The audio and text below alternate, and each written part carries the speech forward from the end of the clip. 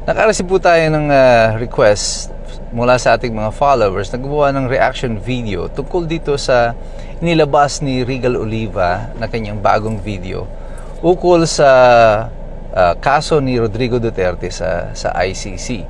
At yan po ang pag-uusapan natin sa araw na ito. Magandang umaga po sa inyong lahat. Ito po muli si Attorney Mike Operario. At kamakailan nga naglabas ng video itong si Regal Oliva na ikinagulat ng maraming taga-suporta ni Rodrigo Duterte sapagkat tila nagbago siya ng posisyon ukol sa sitwasyon ni Rodrigo Duterte sa ICC. Ngayon ay sinasabi na niya na parang deserve ni Rodrigo Duterte na he will be tried and prosecuted in the ICC, that he deserved na hindi na pagbigyan yung kanyang request for interim release, at ini-echo niya yung sinabi ng ICC na tila sinisisi pa si Rodrigo Duterte, si Sara Duterte sa hindi pagkakagrant ng petition or request for interim release. Well, yung mga sinabi niya doon, of course, we all know yung aking position already. As early as March, sinabi ko na illegal ang pagkakaaresto kay Rodrigo Duterte base na din mismo sa Rome Statute, sa umiiral ng batas ng Pilipinas. And that's why, in my opinion, si Rodrigo Duterte, as early as March, sinabi ko na that he was actually kidnapped, that he was not legally arrested. And this opinion was also supported by some other legal luminaries. At recently nga, no less than the UK Ambassador of the Philippines addressed this issue at nagsabi siya sa kanyang Facebook post, si Teddy Locsin Jr., na si Rodrigo Duterte nga ay kinidnap at hindi daw legal na inaresto.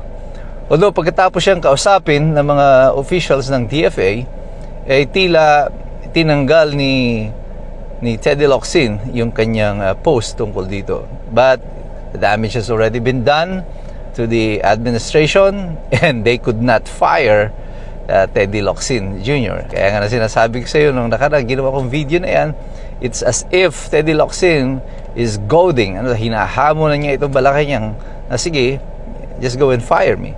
But they won't. As I said, pardon me again for the term, dito mo makikita kung sino talaga yung mga walang bayag. And I think Teddy Locsin has proven his point. Now, going back to this position taken by Regal Oliva, the best argument I have against the arguments of Regal Oliva is himself. Yung mga argumento niya noon sa mga nauna niya mga video, ito rin ang gagamitin laban sa kanya. And dito malinaw na malinaw that he has made a 180-degree turn insofar as his position on the matter of arrest, detention, and the prosecution of Rodrigo Duterte is concerned. Ang hindi mawari ng mga tao dito ay bakit nagkaganito, bakit nagpalit ng posisyon tila si Regal Oliva. In my opinion, I think the position that taken by Regal Oliva is a demonstration, the highest demonstration of hypocrisy. Because noong tumatakbo siya bilang kongresista sa Mandaue, ay hiningi niya ang suporta ni Rodrigo Duterte. At meron ng kumakalat na larawan nila na tinaas pa ni Rodrigo Duterte ang kanyang kamay. Kung siya ay naniniwala na itong si Rodrigo Duterte ay isang kriminal at dapat siyang pinoprosecute sa ICC, bakit hihingi ka ng suporta doon sa matanda? Dapat ay dumistansya ka laban sa kanya. At ngayon ay sasabihin mo na ikaw ay opposed doon sa kanyang mga polisiya. I mean, come on. What's wrong with you? Pagkat hindi mo na siya pakikinabangan, ando siya sa ICC, so all of a sudden you will change your position.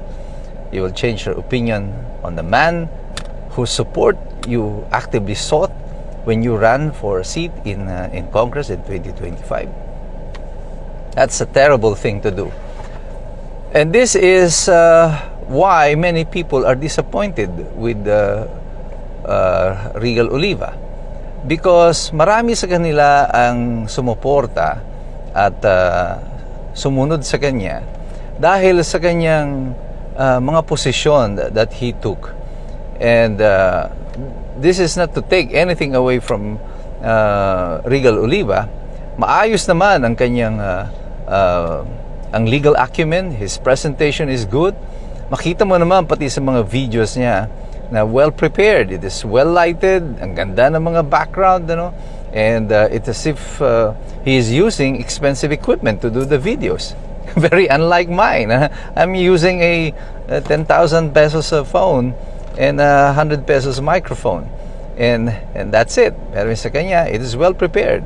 However, the expensive background, the expensive equipment, the heavy makeup, and elaborate presentation, hand gestures, and everything will not hide the fact that the change in your position is just a great example of hypocrisy in Philippine politics. And in high-stakes politics such as this, people don't just change position, legal or political, without a reason. Dalawang dahilan lang po ang kadalasang meron kapag ang tao ay biglang tumatambling pagdating sa politika. Ang tanong po dyan ay ano ang dahilan o magkano ang dahilan. Your guess is just as good as mine. Kayo na po ang gumawa ng sarili niyong konklusyon ukol sa bagay na yan. But when you present yourself as a crusader for a position, it is highly suspect kapag bigla kang nagbabaliktad ng posisyon tungkol sa mga bagay-bagay na iyong tinitindigan. Not only do you lose support, you also lose the respect of the people. You see, what is important in life is not just the position that you take. We can agree to disagree. But it is your consistency that people will learn to respect. Yung paninindigan mo ang inirerespeto ng mga tao. Hindi ang ilaw, hindi ang iyong Ingles, hindi ang iyong elaborate na mga pagsasalita. It is your consistency, yung tibay mo sa iyong paninindigan ang rerespetuhin ng mga mamamayan. Kaya lagi kong sinasabi sa inyo, huwag kayong basta maniniwala sa sinasabi ng maraming mga tao. Maraming mga nandiriyan, even in social media and national mainstream media, are just political opportunists. Kaya kailangan tayong lahat patuloy na nagmamasid, patuloy tayong nagsasaliksik, patuloy tayong nag-aaral, sapagkat mahirap makialam ang taong walang alam. God bless you, God bless us all. Mabuhay ang Republika ng Pilipinas.